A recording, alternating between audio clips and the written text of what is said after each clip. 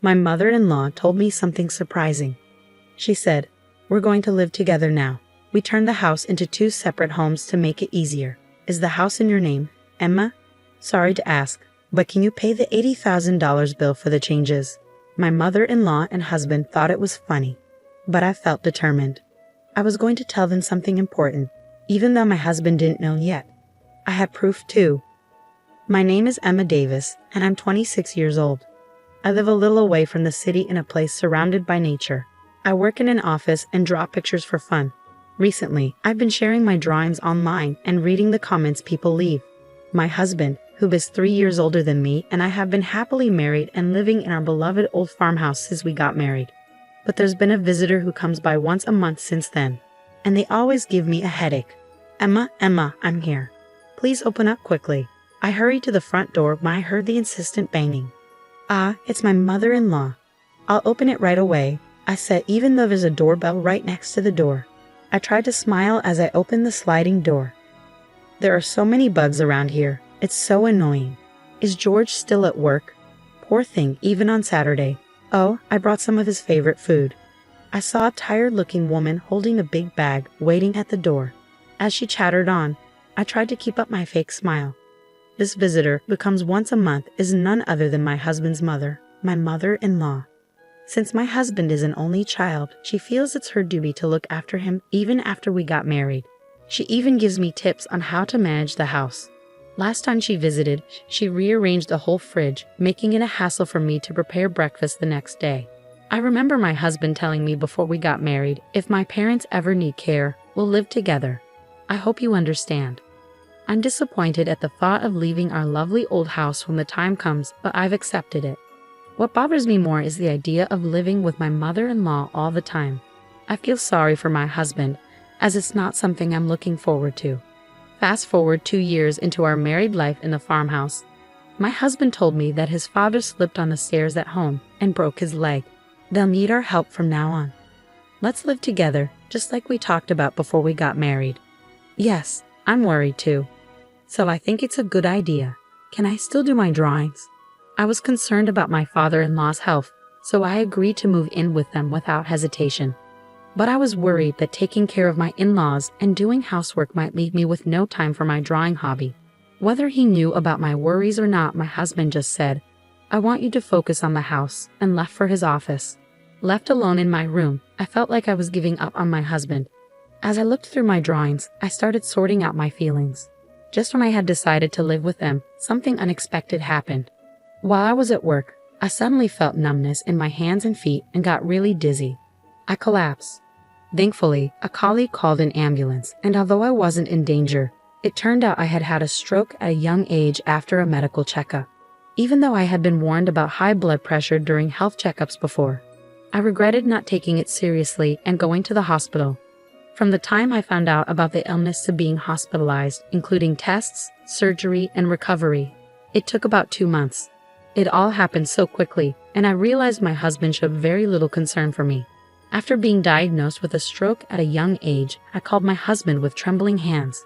But all I heard was disappointment in his voice, saying, "So living together will have to wait, huh?" I couldn't believe he was more worried about living arrangements than my health.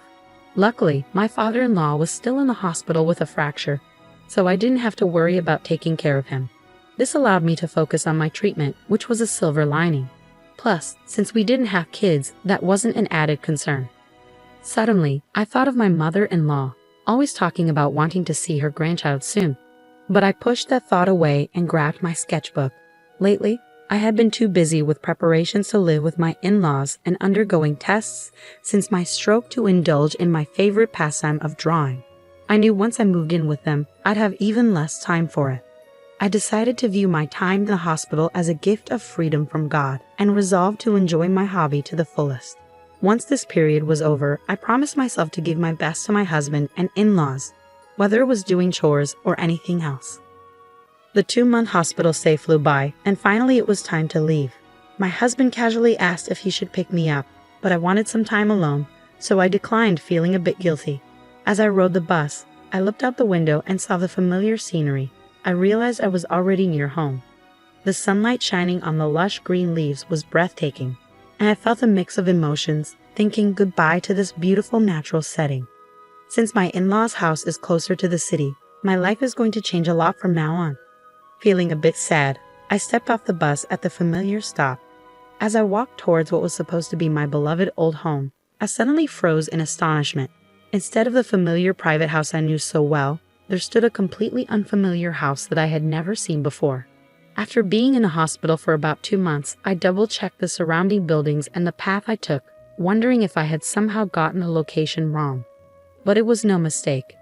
There was no point in wandering around, so I timidly pressed the intercom of the unfamiliar house. A voice I knew well, undoubtedly my husband's, responded with a simple yes. Still feeling confused, I quietly said, "It's Michelle," into the intercom.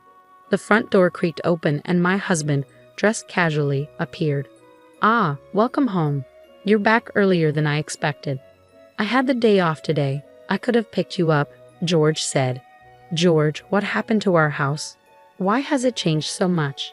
I interrupted him, feeling disbelief, noticing his relaxed demeanor, perhaps indicating he had just woken up with his messy hair.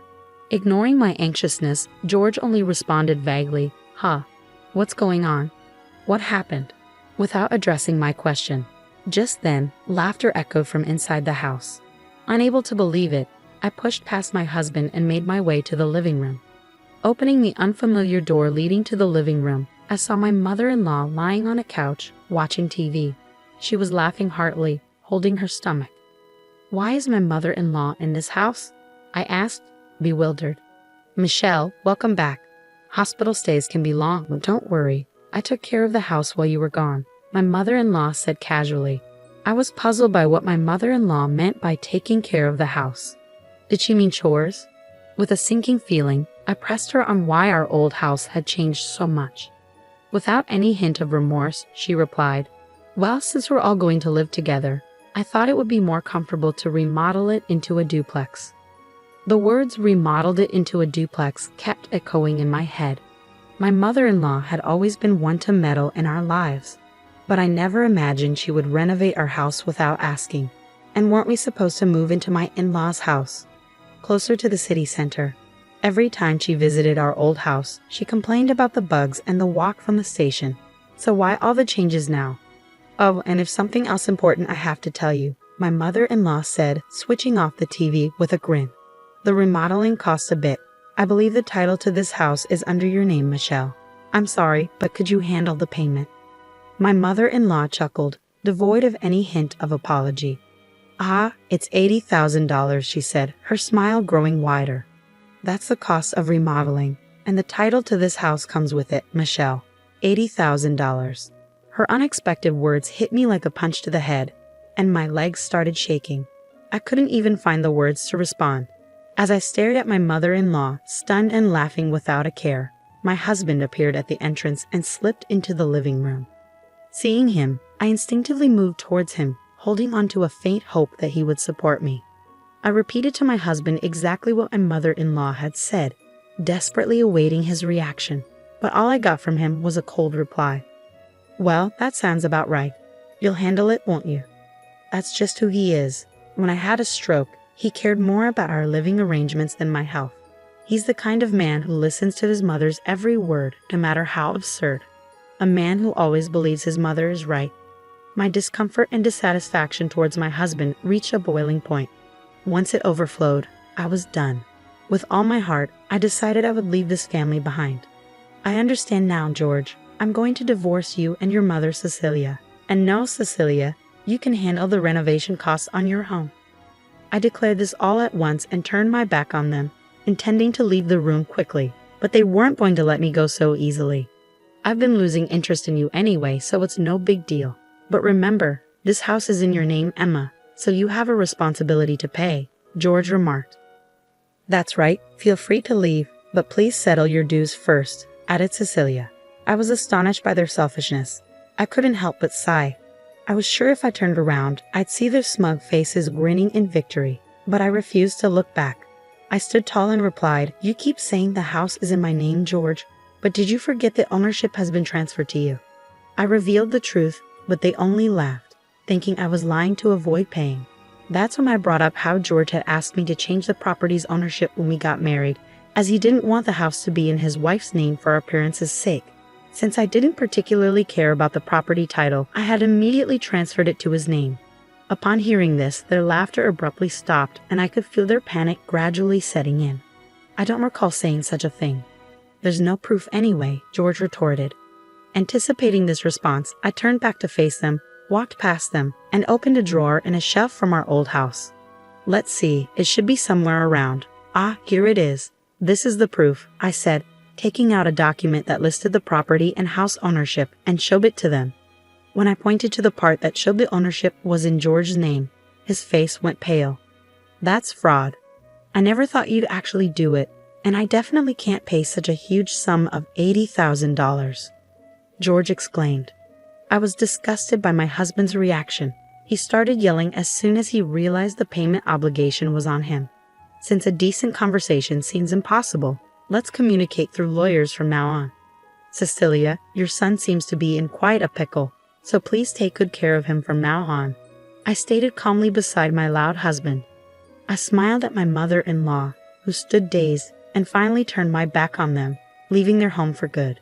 After that, my husband called several times, but I chose to ignore him entirely, opting instead to communicate formally through a lawyer, given our strained relationship and the issues with my mother-in-law. The divorce was settled without any problems. Regarding my husband's accusation that changing the property's ownership was fraud, it was determined that it was a mutual decision made when we got married 2 years ago. My lawyer reassured me with a smile that this was neither fraud nor anything illegal. With that, all the uncertainty inside me disappeared completely. It turned out that I was supposed to foot the bill for renovating the house as soon as I got discharged from a hospital. I couldn't help but appreciate the well-executed, spiteful move of pushing me into a difficult situation just after I had undergone surgery and rehabilitation and finally got discharged due to illness. In the end, since the house was in my husband's name, it was his responsibility to pay the hefty renovation costs, and he ended up cornering himself. Moreover, I was able to secure alimony after the divorce was finalized. My husband, faced with a claim for an amount he couldn't possibly pay off, either borrowed money from risky sources or didn't pay at all.